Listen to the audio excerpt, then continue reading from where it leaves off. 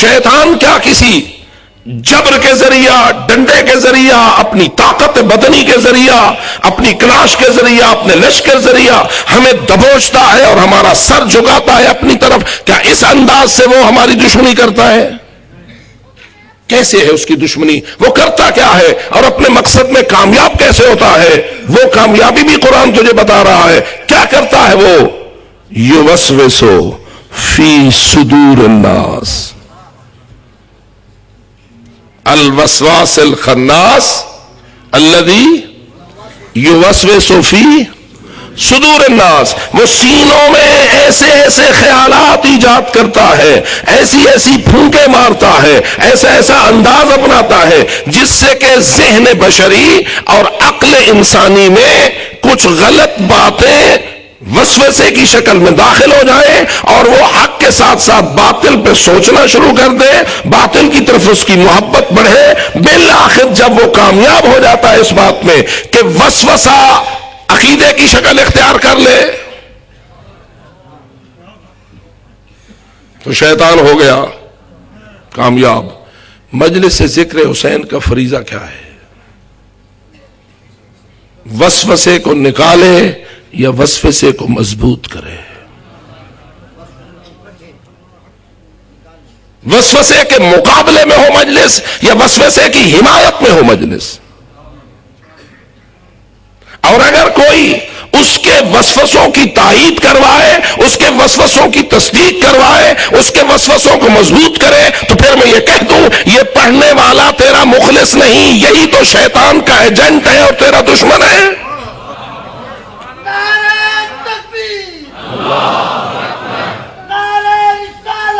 یا رسول اللہ.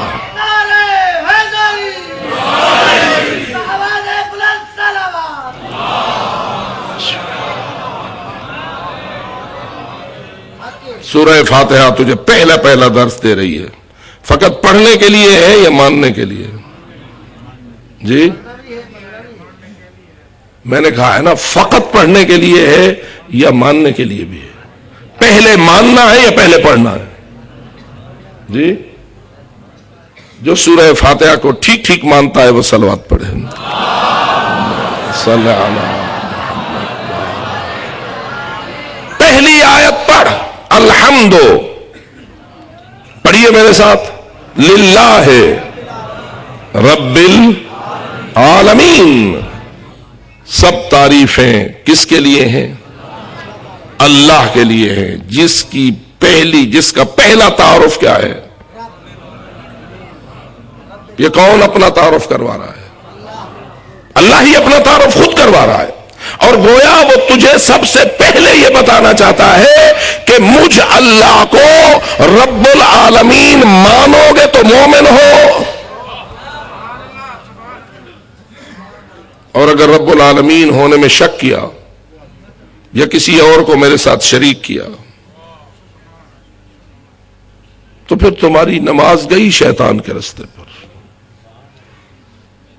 تو ادھر سجدے گئے، ادھر جدھر شیطان کے سجدے چلے گئے.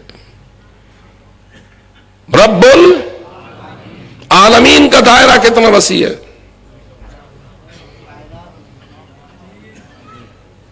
ماضی بھی عالمین میں شامل ہے یا نہیں؟ حال بھی عالمین میں شامل ہے یا نہیں؟ مستقبل بھی عالمین میں شامل ہے یا نہیں؟ ملائے اعلیٰ بھی عالمین میں شامل ہے یا نہیں؟ عرض سفلا بھی عالمین میں شامل ہے یا نہیں؟ ملکوت، جنات، انسان، ہر مخلوق، ہر جگہ، ہر مقام، کوئی ہے جو عالمین سے باہر ہو؟ جی ہم پہلے کہاں تھے، اب کہاں ہیں، آگے کہاں جائیں گے؟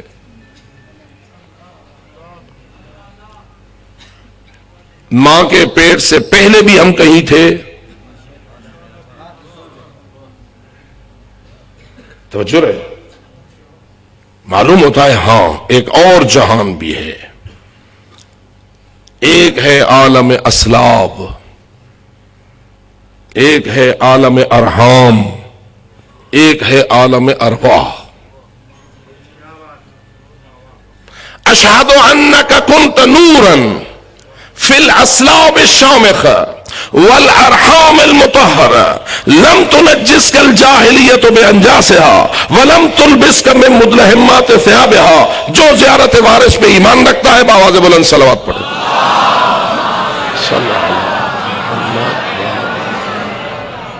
ادھر وہ حدیث جو پہلے بھی میں آپ کی خدمت میں تلاوت کر چکا ہوں کہ اول ما خلق اللہ نوری تکلم بکلمۃ فخلق منها نورا وتکلم بکلمۃ فخلق منها روحا فمزج النور بالروح فخلق منه محمدا وعليا وفاطمة والحسن والحسين.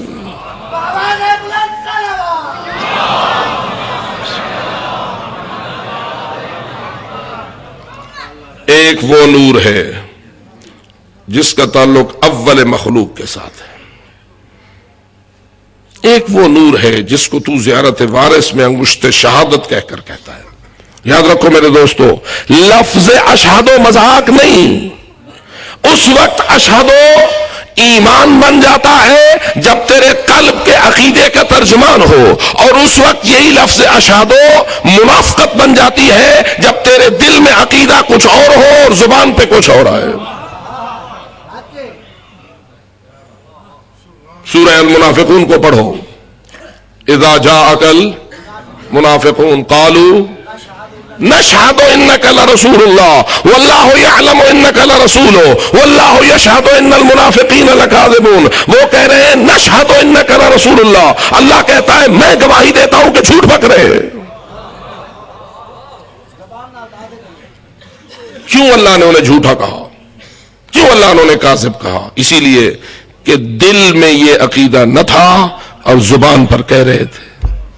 رسالت پیغمبر پر دل میں ایمان اور عقیدہ موجود نہ تھا، زبان سے کہہ رہے تھے. اب اے زیارت وارث پڑھنے والے، پہلے عقیدہ رکھ پھر اشہدو کہے. ورنہ اگر عقیدہ کچھ اور ہوا اور زبان پہ اشہدو آیا تو یہ مومن کا کلام ہو جائے گا یا منافق کا کلام ہو جائے گا. لفظ اشہدو مذاق نہیں. یہ کسی مجسٹریٹ یا جج کی عدالت کی شہادت نہیں، یہ قلب کی کیفیت کی شہادت ہے، ایمان اور عقیدے کی گواہی ہے. اب آپ غور کریں، اشہدو انکا، انکا کون؟ کس کے خطاب کر رہا ہے تو؟ کس سے محض گفتگو ہے؟ کس کو سلام پیش کر رہا ہے؟ السلام علیکہ یا وارث آدم صفت اللہ، السلام علیکہ یا وارث نوح النبی اللہ، السلام علیکہ یا وارث ابراہیم خلیل اللہ، السلام علیکہ یا وارث موسیٰ کلیم اللہ، السلام علیکہ یا وارث عیسیٰ روح اللہ، السلام علیکہ یا وارث محمد حبیب اللہ. صلوات پڑھو نا بآواز بلند، صلی علی محمد وآل محمد. اگلے دن میں نے عرض کیا تھا کہ صلوات پڑھوانا اور صلوات پڑھنا اس دونوں کو یاد رکھا کرو. تو رسول اکرم کی وراثت، السلام علیکہ یا وارث امیر المؤمنین علی ولی اللہ. یہ کون ہے جس کو تو وارث آدم، وارث نوح، وارث ابراہیم، وارث موسیٰ، وارث عیسیٰ، وارث رسول خدا، وارث امیر المؤمنین صلوات اللہ علیہ اجمعین کہہ رہا ہے؟ یہ کون ہستی ہے؟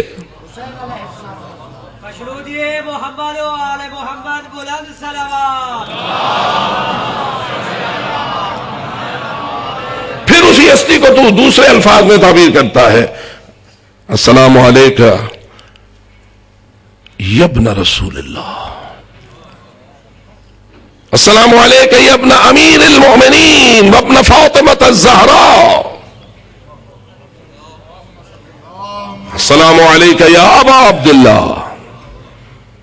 ہمارا ایمان ہے آپ کا سلام امام کے سامنے پیش ہوتا ہے، امام سنتے ہیں.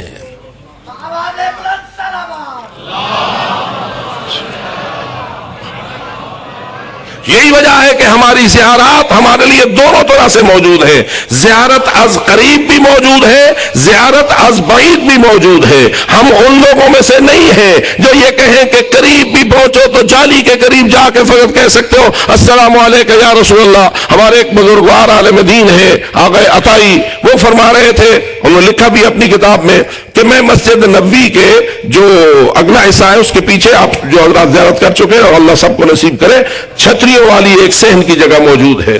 پرانی جو ترکی کے دور کی مسجد ہے اس سے باہر ایک جگہ ہے کھلی جس کے اوپر چھتریاں کھلتی اور بند ہوتی ہیں. وہاں وہ بیٹھا, میں نماز پڑھ رہا تھا اور میں نے نماز میں پڑھا, نماز پڑھ لی. اس کے بعد میں کھڑا ہوا, اندر چونکہ رش تھا روضۃ الجنہ میں, میرا جانا مشکل تھا, میں وہیں کھڑی ہو کر رسول اکرم کی زیارت پڑھنے لگا. تو میرے ساتھ ایک بندہ بیٹھا تھا ان کے خیالات والا, وہ مجھے روکنے لگا, کہنے لگا بدعت کرے.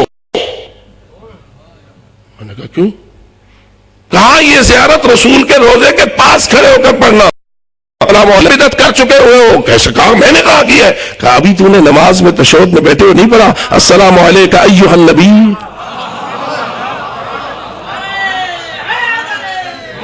یا اہل بآواز بلند صلوات.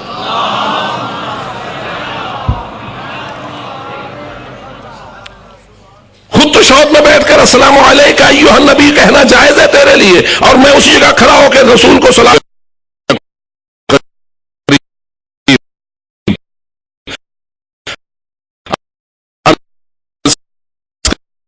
اشہد انک کنت نورا فی الاسلاب الشامحہ. میں ایمان کے ساتھ یہ گواہی دے رہا ہوں, مجھے کامل یقین ہے اس بات کے اوپر کہ تو وہ ہستی ہے کہ جن اسلاب میں رہے ہو وہاں بھی نور تھے,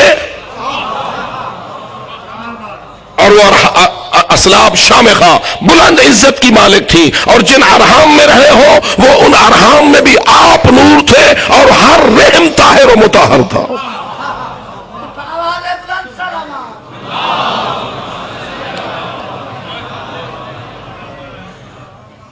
وہ نور جس کے متعلق روایات کہتی ہیں جب تک اللہ نے اس نور کو حضرت آدم کی صلب میں نہیں رکھا اس وقت تک ملائکہ کو آدم کے سامنے سجدے کا حکم نہیں دیا. کیا خیال ہے, اس نور کو ماننا چاہیے یا نہیں جی؟ تو پھر کیا صلب کو بھی ماننا چاہیے؟ کیا رحم کو بھی ماننا چاہیے؟ یہی ہمارا ایمان ہے کہ یہ وہ نور ہے جس صلب سے گزرا ہے وہ پاک تھی اور ہر قسم کی آلائشات سے محفوظ. اور یہی وجہ ہے کہ ہم مانتے ہیں حضرت امام حسین کا نور علی ابن ابی طالب سے لے کر حضرت آدم تک, اور حضرت فاطمہ الزہرا سلام اللہ علیہا سے لے کے حضرت حوا تک.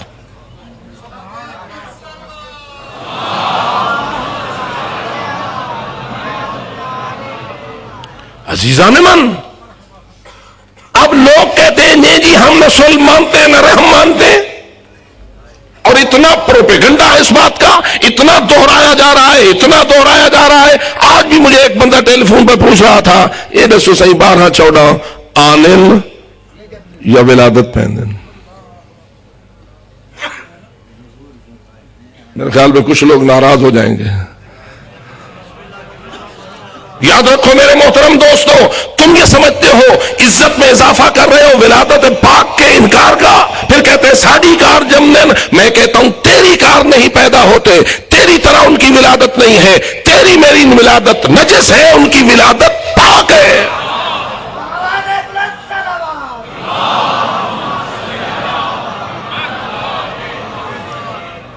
ولادت کا انکار نہ کر, نجاست کا انکار کر.